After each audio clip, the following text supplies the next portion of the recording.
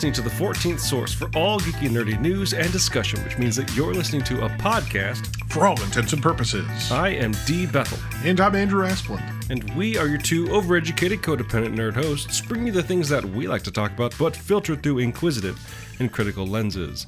In the episode for Friday, July 15th, 2022. Whew, halfway through July. That's insane. I don't respect that, and I don't believe it. But it's still hot. And it is hot. A-holes are still blowing up fireworks, and it's dumb, and my dog just wants everybody to stop. Come on, everybody. Be nice to our pets. Stop blowing up fireworks, because it is not patriotic. It's an assault on the senses. It is, and it's also even worse when you're never sure if it's firework or gunshot. Yeah. Still always a traumatic game to play. In Sacramento, it's very traumatic for a dog. In Seattle, it's very traumatic to its residents. I think in most urban areas now at this point, it's you never know. Actually, honestly, in anywhere in the United States, you really don't know. Welcome to the now. Yeah. Everything sucks. Except for nerdy shit. Nerdy shit. There's a lot of nerdy shit going on. It's really cool. And we're going to talk about probably one of the best ones. Oh, so this is great. So some of you may remember earlier, a few weeks, maybe about 10 weeks ago, we talked about a new show that's out that we were both very excited about, Star Trek Strange New Worlds. Yes. Right.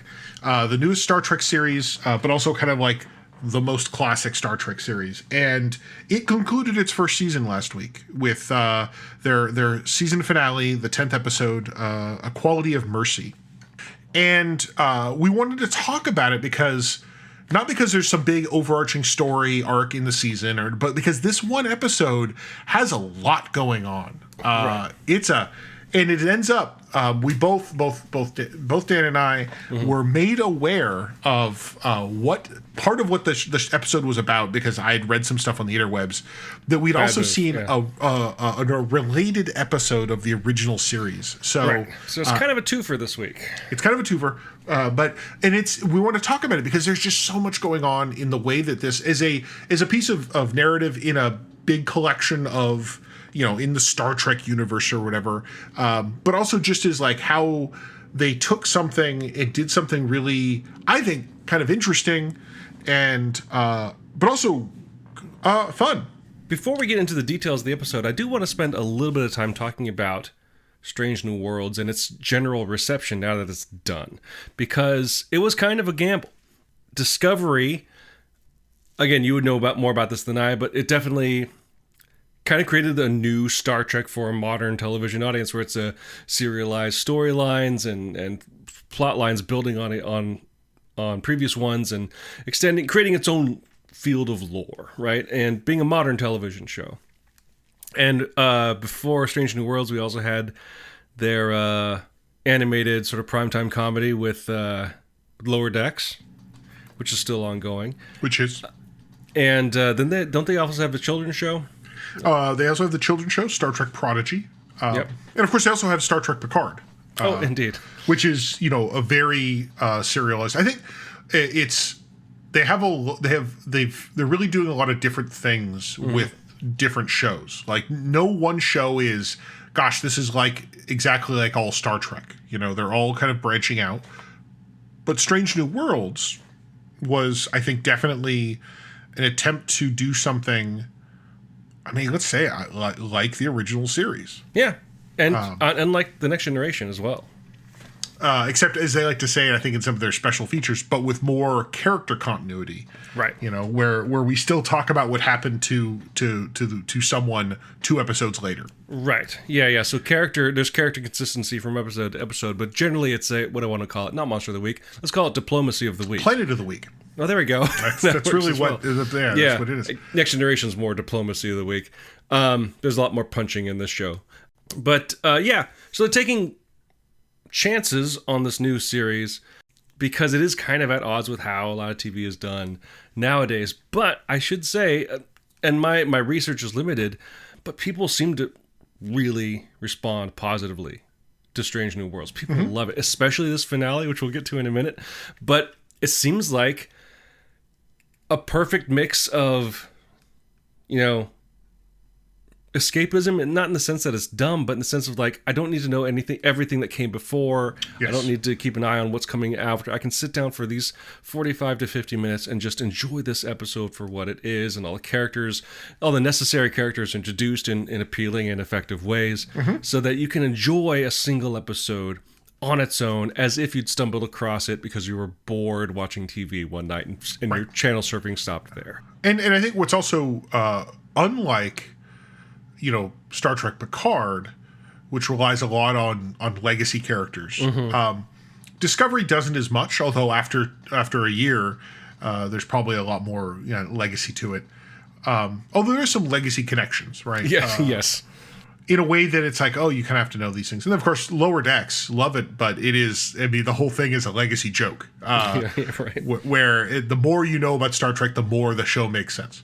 So Strange New Worlds is not only is it what you're describing, but it's also like, it's an entry point to Star Trek that Star Trek probably hasn't had, I would argue, since probably Next Generation or the original series. Because Next Generation was you didn't really need to know much to start. And of course, the original series, they didn't even know much when they started. No. Right?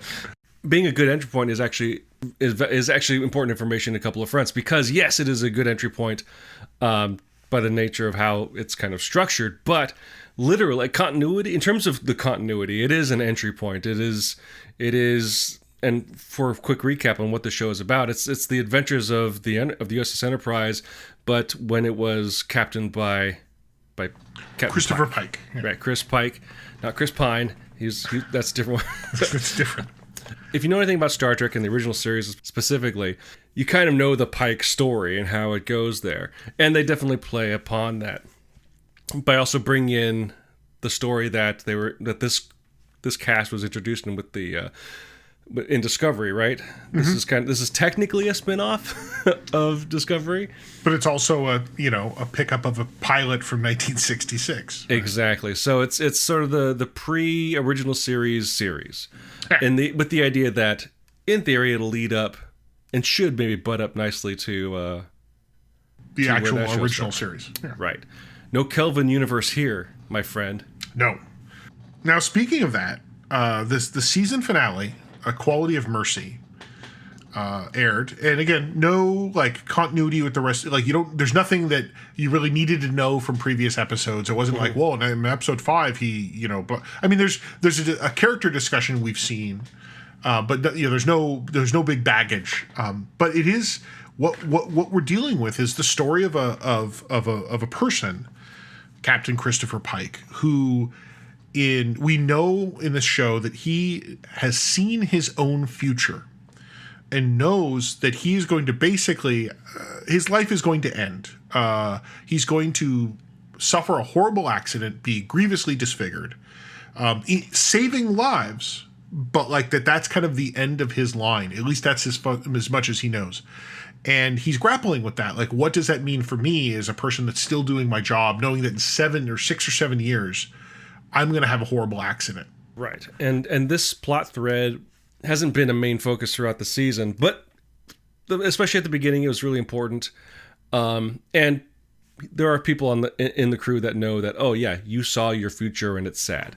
And so they bring it back up in full force for the season finale. And of course, the challenge is for this character is, okay, well, what if I try to change it? Right. And this is a question we see a lot in these. I know I'm going to have a bad future. What if I try to change it? And so I'm going to start taking action now to prevent this bad thing from happening. Stop. Spoiler alert for the season finale. Oh yeah. Spoiler.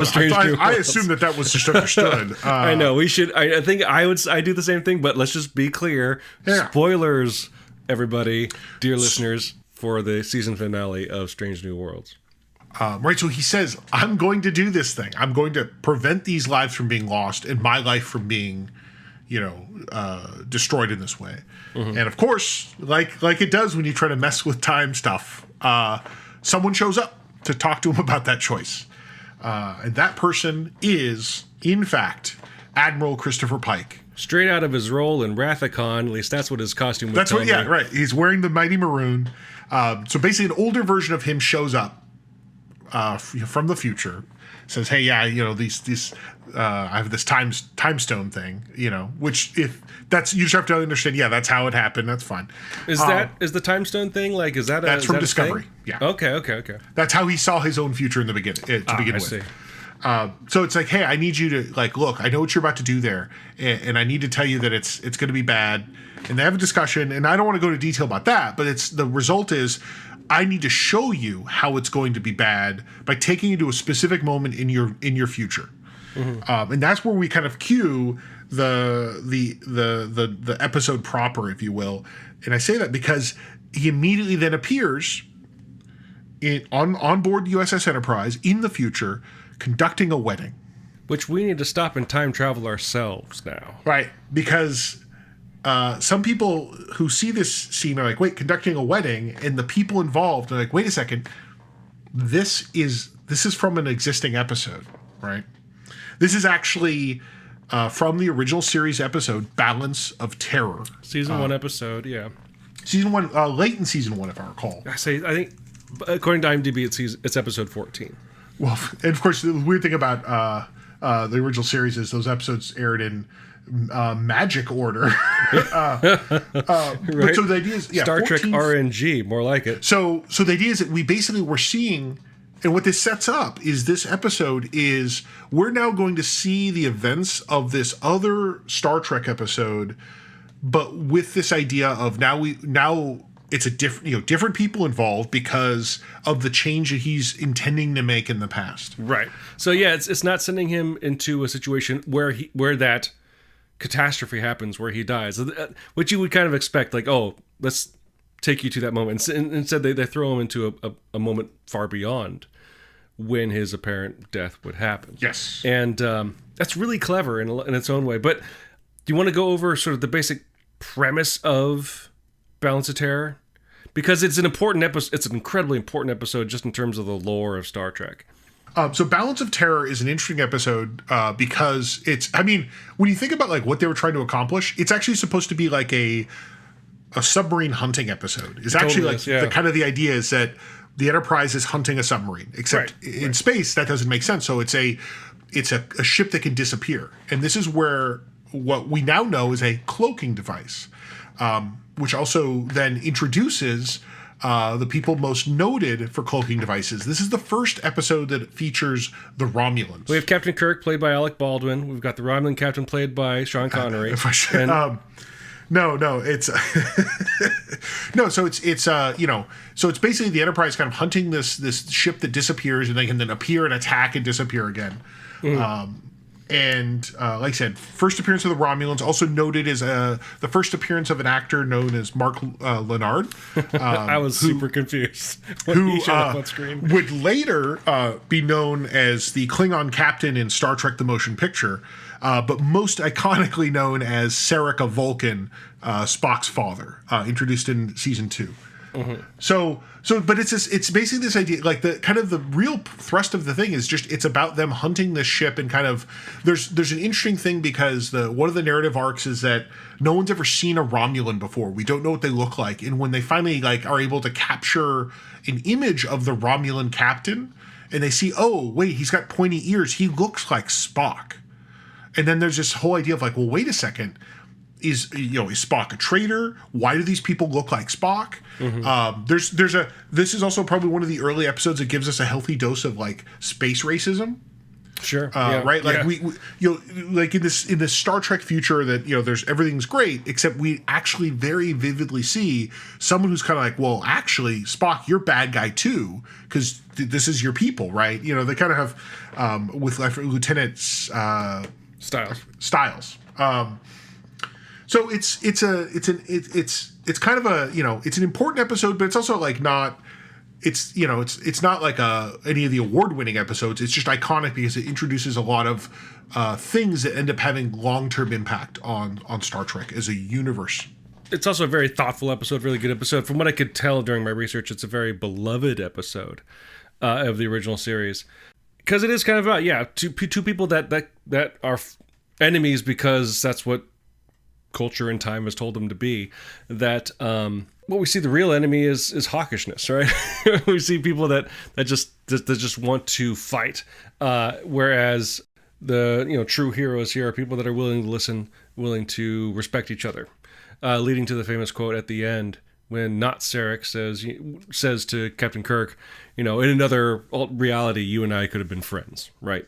Yes. Which is kind of ironic for the episode that we're going to be talking about here with Quality of Mercy. So it's this idea that we're going to see this same story, and quite frankly, if you watch the two, especially watch Balance of Terror first, you will see like, oh, this is a scene from like they have dialogue from the episode, right? They're saying the things. There's some differences. Like one of the things is we see, some of the crew that we recognize from Strange New Worlds, but also some people are in positions that are more like what they are on the original series episode. For example, Spock is now the first officer of the Enterprise. We see Uhura in her more of her original series outfit, where she's no longer a cadet. We do at one point hear a very Scottish engineer and see an arm. But then at the same time, instead of Sulu and Lieutenant Stiles at the helm, we have Ortegas and the other woman whose name escapes me right now. You're right, yeah. So it's kind of like, if you imagine that because the past was a little bit different, things are a little bit different here, other than just the because Kirk isn't the captain of the Enterprise, right, as well. So this is what we're watching. We're watching it's almost like a what if or an Elseworld, except kind of like an alternate future, but it's putting up this idea that, hey, this is an example of where things go wrong because you, Christopher Pike, chose not to accept the fate that you were, you're trying to change time. And I mean, I don't know if they actually say it, but they like, time doesn't like that. Right. And so I think there's a few parts of this, I think, we don't want to like go through the episode. I think there's one of the things I think that's worth talking about is this almost like this respect for the original source material. I think you actually sent a message to me that day saying, I'm surprised they didn't credit the writer of the original episode. Right? Oh, they should. He wrote like a third of it, right? Right. Go so you can go to change.org, check out my petition. So the way that they handle things where they show you like scenes that are done, but then they're done a little bit differently, right? Like, because, for example, there's scenes where it's like, well, Captain Kirk's the one who like figures that out. So it's like, well, Pike doesn't. In fact, it's Captain Kirk who does, and that's a different discussion. So I think there's this just the way they kind of respected this original episode, but they didn't make it essential. Right? I think had you not seen that episode, this episode would still have weight. You would know that you're watching, like, as soon as Captain Kirk shows up, you'd be like, oh, I know I'm watching like an homage episode or something. Yeah, so it's a testament to the quality of writing on this show where, I think you're absolutely right, that had you not seen Balance of Terror, you could still completely enjoy and get hit with the gravitas of A Quality of Mercy. I think it's taking the dressing and I guess the theme to an extent of that original episode, but obviously it's different because it has to be, because it's not about that crew, it's about Pike's crew. Yes. And his story, ultimately his arc. And so I think that was and I mean, there's one scene in that sense of like respect for the original material. It's very early on. It may be when they reveal the Romulan commander's face, but they play like straight up a chunk of music from the original series. They I don't want to say they blast it, but like they're letting you know, like, we're playing this original series music. And I was for me, I was like, oh wow, like. I think it's like the same beat. Like, hey, oh my gosh, here's the iconic thing, and then bam, music. And I like it was a way to connect it and be respectful of what their of what came before them and what they're actually directly tying to. I guess before getting to the callback stuff, I don't want to call it fan service because it's all actually well done. But I want to talk about it in the context of this show called Strange New Worlds, right? There's a couple of things that really stood out to me because it solidified a lot of what these characters have been through over the past 10 weeks.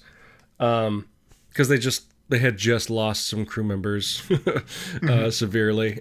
But it is a Captain Pike and Spock episode. Ultimately, is what this Yes. is, and that's a relationship we've seen grow over the course of the season. I can't remember. Yeah. Of course, because of the Discovery connection, Pike and Spock knew each other before the pilot. Yeah, because they were in Discovery together. Yeah. Exactly, right. But there wasn't that strong friendship. It was very professional. But the one thing that they seal at the end of this episode is like, oh no, these are bros. Like they got each other's back. Which I guess when I watched the Ready Room for this episode, that I learned that speaks specifically to the menagerie. Is that right? Oh my gosh, I want to talk about that because because Spock's behavior in that kind of gets some context in this episode from what I understand. Right. So about the relationship with Pike and Spock, like they're friends, but what we get in this episode is this idea that Pike learns by the end of it that no matter anything he does to try to change the future, the one person who will be victim to that change will be Spock. That I think old Pike even says, no, we kind of like the Klingon Time Lords. They looked like there's true. No way that you can change the future without then punishing Spock. And Spock suffers horribly because of it, and that like in this we see him with like he's missing a leg, he's disfigured. He may as well be in a beep beep chair, right? Yeah. And so that's the idea that's that thing, and so we see Pike accept it, like, and then of course they say Spock's got a lot of shit to do, right? Sure, but we see Pike, he's already kind of accepted he sacrificed himself for others, but now it's like, but now I have to sacrifice myself for this person I care about, and the reason why that connects to the menagerie is that we then see Spock willing to do the same thing for Pike in a way that doesn't make sense if you watch, like if you just watch the menagerie, it's always weird, like, well, I know he's your former captain, but why are you willing to throw your life away? Like, do something that results in the death penalty and not tell anyone why for this guy who was your former captain. Now it's like, oh, well, because he saved his life, right? He saved his existence. It's only fair that Spock do something to return the favor. And I thought a lot about that. This idea that in this story, we get this idea that their relationship, it grows closer, but also we see why Spock behaves the way that he does. Right. It's such clever writing. God. And yeah. And I think we can't undersell the quality of acting that's I don't know the name of the actor actually. The guy that plays Spock. Like that's the scene at the end is outstanding because Pike just went through this time travel adventure. Mm-hmm. And when he comes back to his Enterprise, Spock comes in and he's like, you seem upset. He's like, I am. He said something because he registered how Pike was behaving. He tells Pike, I think I owe you a debt of gratitude based on what I'm sensing from you right now, that like you're going through a lot and I feel like the best thing to say is thank you, even though I don't know why. And it's not my place to ask, right? And that's great character work, great writing that also really adds to the quality of the character of Spock, that he is, as they've talked about before, like this is a younger Spock. This is a Spock that maybe is doing his best to kind of more control his emotional side that he masters with age. But here we really get to see him master that and understand that in a way that that's very impactful and relatable in a lot of ways. It's like that when I said earlier, like they're bros, I'm like, in the sense that like this is clearly through that action a person that's very empathetic with the people that he cares about and the people that clearly care about him. Very, very powerful ending, even though it's not the end of the episode, but ostensibly it's the end of that story. Right. That for me really showed what this show is about. Mm-hmm. Like that scene to me is like the punctuation mark of like, oh, this is what Strange New Worlds does. Right. And I look forward to seeing more of that, especially with those characters. Good stuff. Yeah. Now, one thing I've already mentioned, and it's worth talking about, that this episode does, so what, 3 or 4 months ago, they revealed that someone had been cast as James T. Kirk for season 2, they'd said. But of course, the big spoil was that he had actually already been in season 1. Jean-Luc Picard. Right. Jean-Luc, they cast Patrick Stewart. No, they asked, what's his name from First Class? No, no. So they cast Paul Wesley, I believe his name is. Yep. As James T. Kirk, and in this episode he's playing Captain Kirk, who in this alternate timeline is captain of USS Farragut. And it's, he's like the 5th person to play or something. I mean, a lot of people have played Kirk, right. Including one New York Elvis impersonator, but that's a different story. And I think it's an interesting thing to introduce the character as here's just him in kind of like the way we know him, played by someone different. And one of the things I thought was interesting is they've kind of told you why he's going to show up in season 2. Right. Is because, having met this other captain, Jim Kirk, he knows Sam Kirk, and it's Sam Kirk's brother, who even Sam Kirk has words about his brother. Right. Sam Kirk is his character in Strange New Worlds. Yeah, he's on the Enterprise.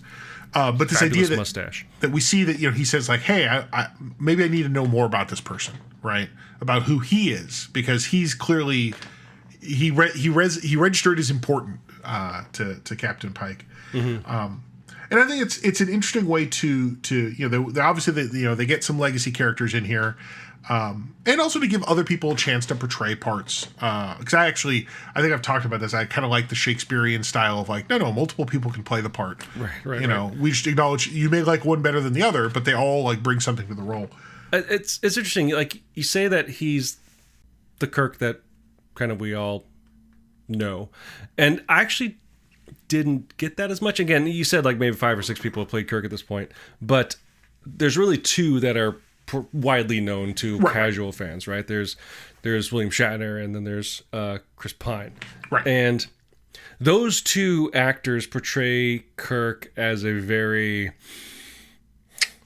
more like jock, like very brash kind of character. And I'm not saying he's not that here, but even just with the physical presence, this Kirk is, to me, came across as very different, to the point where I'm like, did they make the best choice?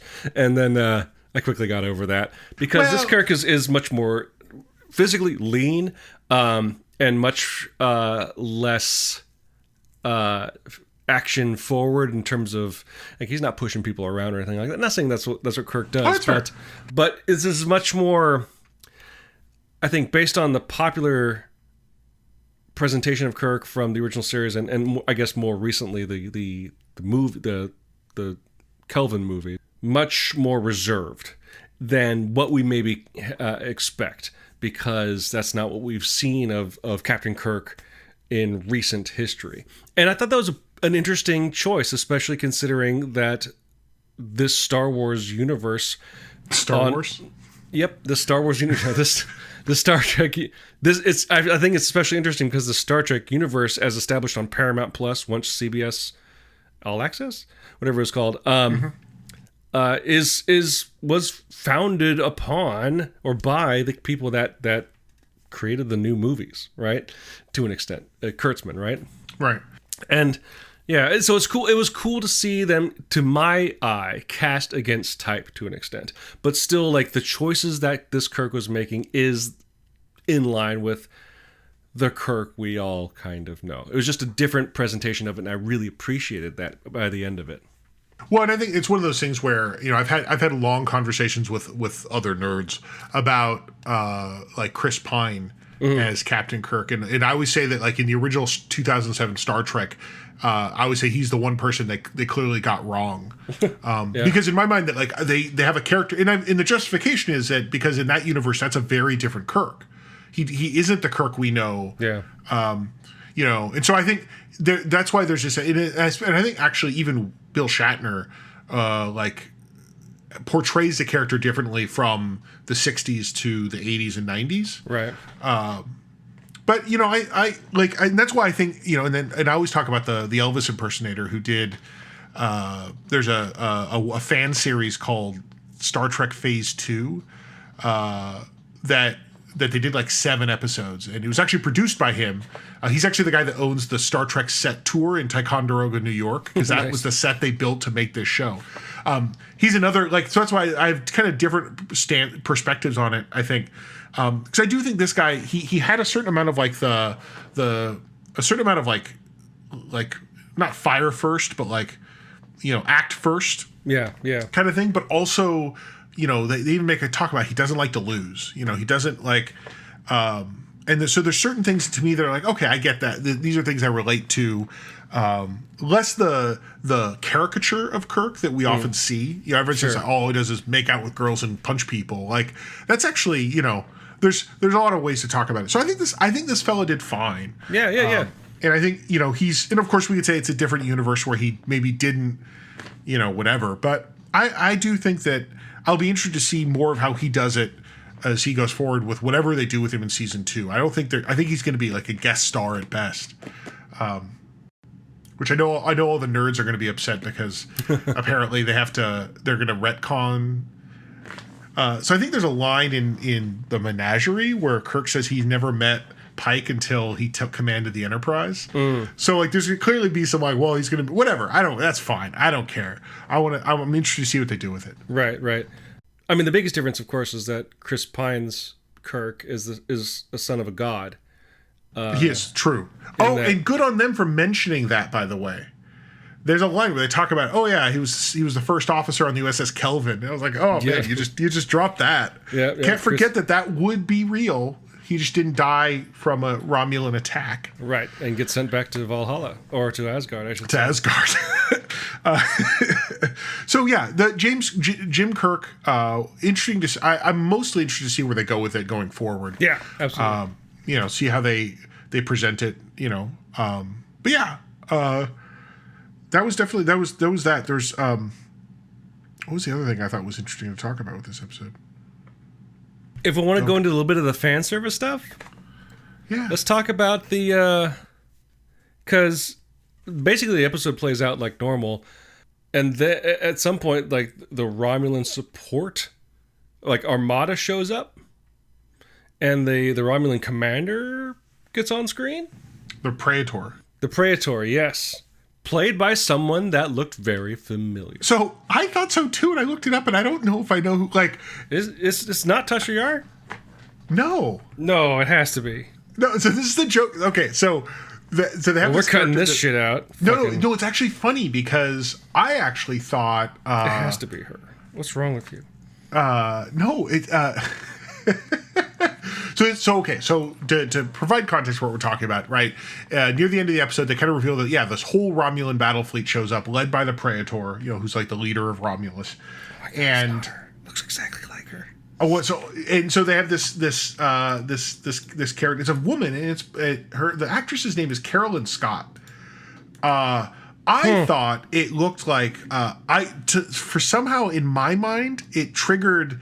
I thought for a while maybe it was what's her name from The Matrix. Oh, you Carrie-Anne Moss? Carrie-Anne Moss. I had like all sorts of people who I thought it was, and it was like, no, it's actually someone I've never heard of. Which it's funny that she portrayed it in a way that triggered a lot of people thought it was someone who it wasn't, which is I think actually says something interesting about this actress's performance, that she did it in a way that apparently, because I think other people also were like, who is that? I know who that is, right? Like, no, you probably don't, actually. I was so sure they just brought Tasha Yar back. Denise Crosby? No. Because she played a Romulan. She did. She did. I'm like, that's fan service. Fuck. Never mind. There's no truth in this art. Fuck this show. Well, it's funny. The same joke. I was actually when they first revealed the Romulan commander. I was like, oh my god, wait, is that the same actor that played Sarek in Discovery? No, It's not. Oh. Right, but that would have been another funny joke of fan service. But no, I think they did a really interesting job of telling a story about someone who's like, you know, dealing with this trauma, right? Of like, I know I'm going to die. Can I change it? And can I save the lives of others, right? Because one of the original impetuses of this whole narrative is that he's unable to save everyone in this terrible accident. Can he save all of them by just telling them not to be there? Which is what he does, and that's what gives us this mediocre timeline. And, you know, and to have some old characters in similar spots. One of the things I loved is a lot of people reacted really, I saw on Twitter, sort of negatively to the character of Outtakes.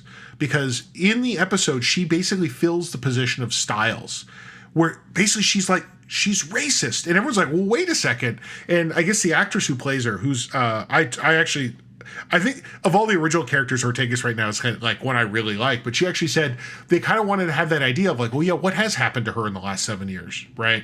Like, you don't know. But you know something because she's not, like, she's suddenly kind of shitty, you know? She's let's go kill him, you know?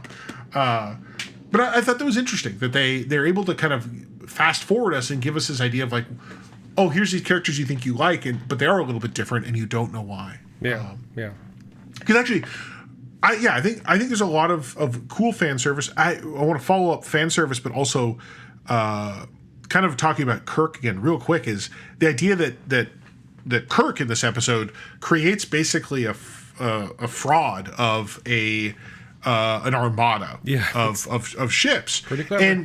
And this kind of idea that, like, so that's actually sort of a reference to the Corbomite maneuver, which is an original series episode where he basically lies to aliens, convincing them they have some sort of super death ray. Because the idea for him is that, like, no, this, you know, these interactions are not chess, it's poker. Right. Yeah. So there is this way where we see where the idea is always followed by, well, they don't know that, right? And that's actually what, like, that was the first episode that premiered for most people in the United States. Oh, really? Was Kirk lying about having a Corbomite device which will destroy any alien that attacks them? I mean, I'm surprised he didn't just say that, but so I think there's a lot of ways that they tie this episode back to what we know, but also give us a new story that, you know, that speaks to the characters they've written, to the characters that they want us to focus on. Yeah.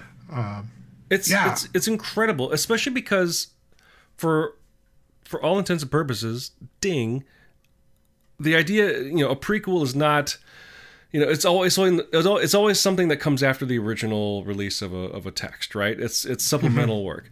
And the idea is that for most prequels, for maximum enjoyment, for complete enjoyment, for perhaps even basic enjoyment, you need to see the text that it is prequelizing, right? You need to see the original text.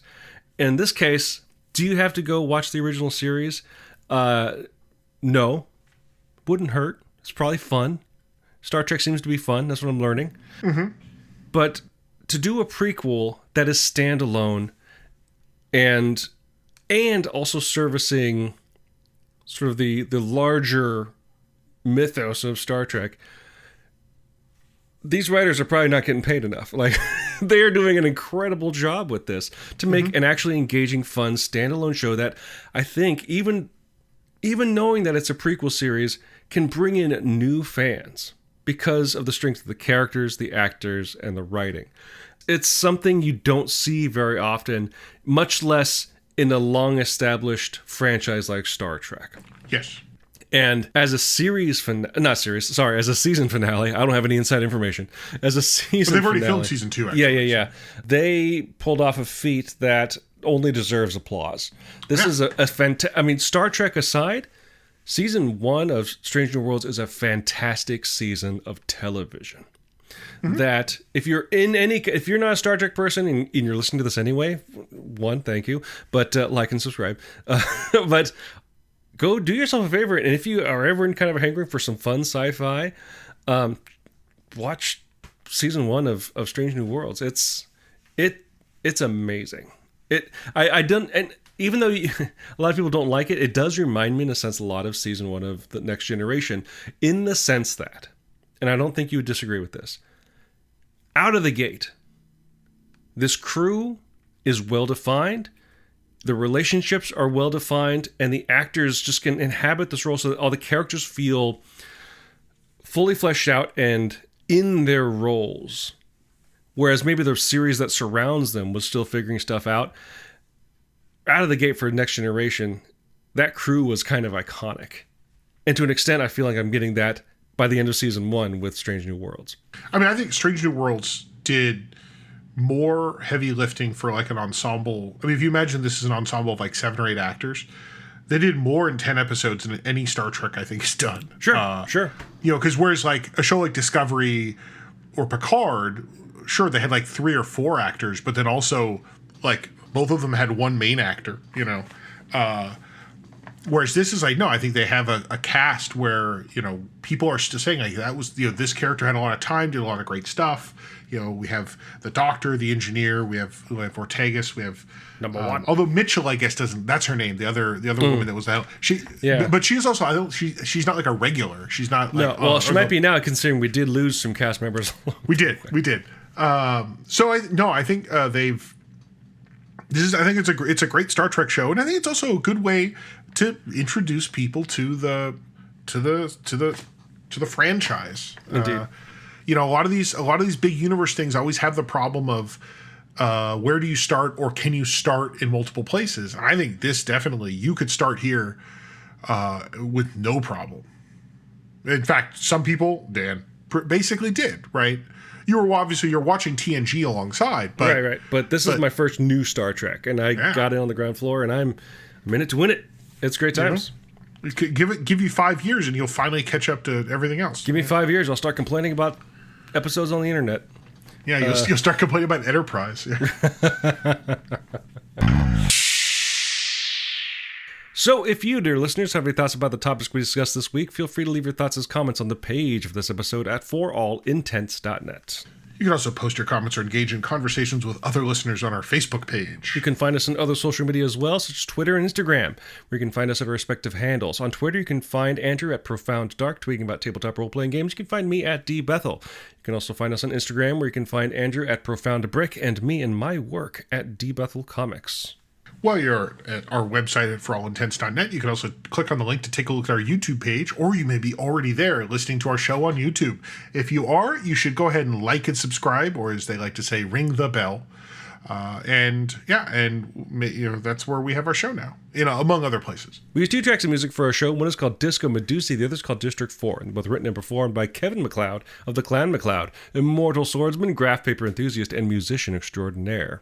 You can find his music at incompetech.filmmusic.io, and that's all licensed under the Creative Commons 4.0 attribution license. If you like the show and like to help us out, the best way to do so would be to subscribe to the show using whichever podcasting service you happen to use.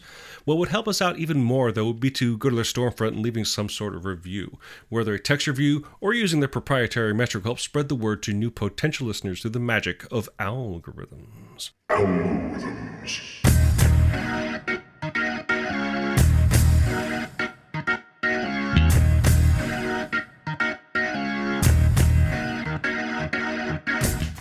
Okay, though, the continuity police just showed up. Uh-oh. I got to throw this out there. I saw this. Someone made a line. I saw this line. I think it was on Memory Alpha or something.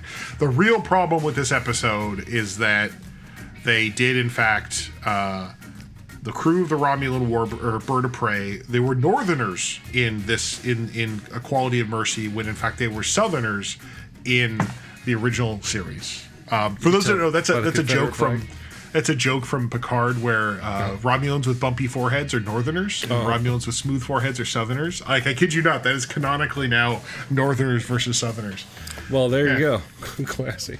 I do want to briefly, I'm not going to do any reviews or conversation about it, except for one thing, because I think it's me being emotional and nostalgic.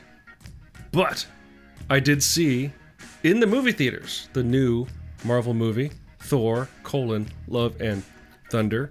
Or, sorry, I said it wrong. Thor, Love and Thunder. And there's a lot of discourse going on out there. The one thing I will say is that it's just like with the music use in Ragnarok, where they pulled a lot from like hard rock, heavy metal kind of stuff. They lean into that even more on this movie. And the thing I want to point out, as my own sort of, you know, closeted metalhead, they play in the credits a song by heavy metal giant, despite being 5'3", Ronnie James Dio, a song called Rainbow in the Dark. Wonderful song. It made me kind of like emotional, because I realized I was watching it in the theater. Ronnie James Dio passed away in 2010 from stomach cancer, I believe. I was watching it in the theater, and I'm a big Dio fan, on Ronnie James Dio's birthday. I'm like, oh, what a perfect way to celebrate. So thank you, Thor, Love and Thunder, for giving me that moment, because in a movie I otherwise quite enjoyed, I also got to celebrate a musician who, despite all his corniness, I love to death. So thank you for that. And you should go see it and let us know what you thought. And maybe when Andrew finally sees it on Disney Plus, we'll talk about it then. Because there's some stuff to talk about. Let me tell you what, dear listeners. But until you have stuff to talk about, I'm D. Bethel. And I'm Andrew Asplund. And for all intents and purposes, that was a podcast.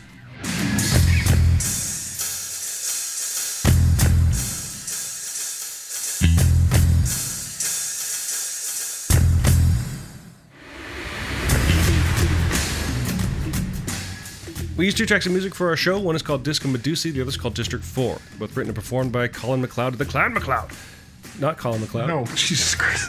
Did you know the actor from the TV show also makes music? It's great. You know, all roads lead to the Beep Beep chair. They do. Which is too long for an episode title. Fuck.